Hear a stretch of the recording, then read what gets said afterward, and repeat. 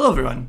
In this video, we're going to be taking a look at how to find the derivative of an equation using implicit differentiation, but now when that equation involves logarithmic functions. So remember, implicit differentiation, we use this when an equation is defined implicitly, meaning it's defined in terms of x and y. But now I just want to combine that together with the logarithmic functions. So I have one example I want to do. It is the natural log of x plus the natural log of y is equal to 2x. And let's find the derivative of this. So remember, the first step is we're going to take the derivative with respect to x of both sides of this equation. So we have d over dx of the natural log of x plus the natural log of y. And on the other side, we're also going to take the derivative with respect to x of 2x. Now remember, when we're doing implicit differentiation, all of the other rules that we have done, they all apply here. So even though I have two things that are added together, I can use my sum rule, and I can think about this as the derivative of the natural log of x plus the derivative of the natural log of y.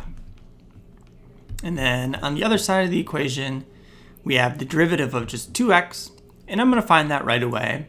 So the derivative of that is just 2. Okay. Now finding the derivative of our logarithmic functions here. So the derivative of the natural log, we just defined that rule. So the derivative here is equal to 1 over x. In my second term, this is another natural log. So it's still 1 over, but in this case it's going to be 1 over y. And because I'm taking the derivative with respect to x, and my variable here is y, I am going to include the dy over dx. And this is equal to 2. So now the last thing we need to do is solve for dy over dx. And to begin to do that, I'm going to subtract 1 over x from both sides. So I'm left with 1 over y times dy over dx. And that's going to be equal to 2 minus 1 over x. And then the last thing, we have 1 over y. So to isolate our dy over dx, I'm just going to multiply both sides of this equation by y. So I'm going to be left with dy over dx, and that's going to be equal to, if I distribute the y to both parts, we get 2y minus y over x. And that looks good. So there's our derivative.